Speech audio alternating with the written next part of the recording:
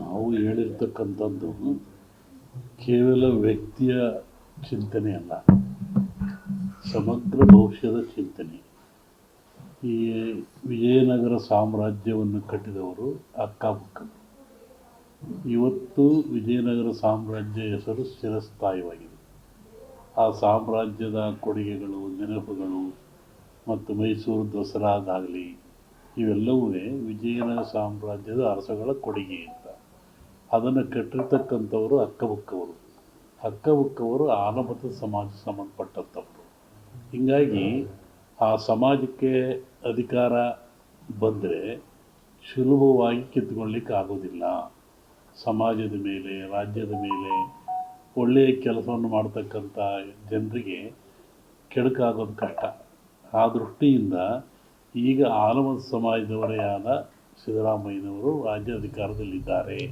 ಹಾಗಾಗಿ ಅವರಿಂದ ಅಧಿಕಾರ ಕಿತ್ತುಕೊಳ್ಳೋದು ಕಷ್ಟ ಅನ್ನತಕ್ಕಂಥ ಒಂದು ಸಾಮಾನ್ಯ ಭವಿಷ್ಯ ಜ್ಞಾನವನ್ನು ವಿಜಯನಗರ ಸಾಮ್ರಾಜ್ಯದ ವಿಚಿತ್ರ ಇಟ್ಟುಕೊಂಡು ಹೇಳಿರ್ತಕ್ಕಂಥದ್ದು. ಮತ್ತು ಬೇರೆಯವರು ಅದೆಲ್ಲ ಮಾಡಿಲ್ಲ ಅಂತಲ್ಲ, ಬೇರೆ ಸಮಾಜ ಅಷ್ಟಕ್ಕಿಂತ ಹೆಚ್ಚಾಗಿ ಮಾಡಿದ್ದಾರೆ. ಆ ಸಮಾಜದ ಬಗ್ಗೆ ನಮಗೆ ಯಾವುದೇ ಬೇರೆ ಅಭಿಪ್ರಾಯವೇನಿಲ್ಲ. ನಮಗೆ ಕಂಡಂಥ ಉದಾಹರಣೆಗಳು, ತಿಳ್ತಕ್ಕಂಥ ಚಿಂತನೆಗಳ ಮುಖಾಂತರವಾಗಿ ಹಿಂದೆಯೂ ನಾನು ಸಿದ್ದರಾಮಯ್ಯನವರಿದ್ದಾಗ ಹೇಳಿದ್ದೆ, 5 ವರ್ಷ ಆಳಿದರು, ಯಾರೂ ಕಿತ್ಕೊಳ್ಳೋಕ್ಕಾಗಲಿಲ್ಲ. ಇನ್ನೆಲ್ಲ ಸಮಾಜದವರು ಮುಗಿಸಲಿಲ್ಲ. ಅರಸವರು ಅಲ್ಲಾಳರು 9 ಪಟ್ಟ, ಗೊಲ್ಲಾಳರು 9 ಪಟ್ಟ, ಅಲ್ಲಾಳ, ಬಲ್ಲಾಳ, ಗೊಲ್ಲಾಳ ಅಂತ ಕರೀತಾರೆ. ಅಲ್ಲಾಳರು ಅಂದರೆ ಮಹಮ್ಮದೀಯರು, ಈ ದೇಶವನ್ನು 9 ಪಟ್ಟ ಆಳಿದರು. ಬಲ್ಲಾಳರು ಪಾಳೆಗಾರರು, ಪಾಳೆಯಪಟ್ಟುಗಳು, ಇವೆಲ್ಲ 9 ಪಟ್ಟ ಆಳಿದರು. ಗೊಲ್ಲಾಳರು ಯದುವಂಶಸ್ಥರು, ಮೈಸೂರು ಒಡೆಯರು, ಅದರಲ್ಲಿ ಆಲಮ ಸಮಾಜರು ಬರ್ತಾರೆ. ಇವರು 9 ಪಟ್ಟ. ಈಗ 9 ಪಟ್ಟಗಳನ್ನು ಆಳಿದರು. ಆನಂತರ ಬಂದಿರತಕ್ಕಂಥದ್ದು ಪ್ರಜಾಪ್ರಭುತ್ವದ ಪಟ್ಟ ಬಂತು.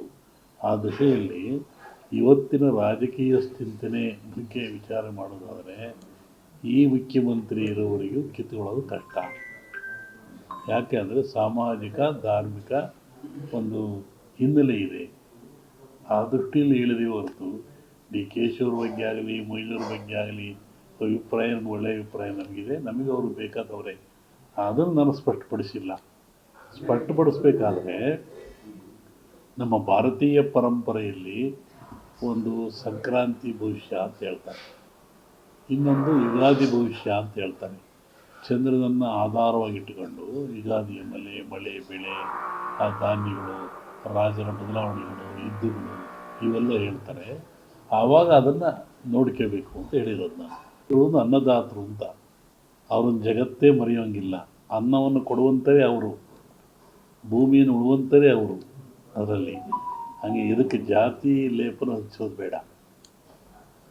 ಒಕ್ಕಲಿಗ ಸಮಾಜ ಜಗತ್ತೇ ಬಾಗಬೇಕು, ದುಡಿದು ಅನ್ನ ಕೊಡುವಂಥವ್ರು ಅವರು. ಅವ್ರು ಅನ್ನ ಕೊಡೋರು ನಾವೆಲ್ಲ ಬದುಕ್ತಾ ಇರ್ತೀವಿ. ಒಂದೇ ಒಂದು ಹೇಳ್ತೀನಿ, ರಾಷ್ಟ್ರ ರಾಜಕಾರಣದಲ್ಲಿ ಸುನಾಮಿ ಆಗ್ತದೆ.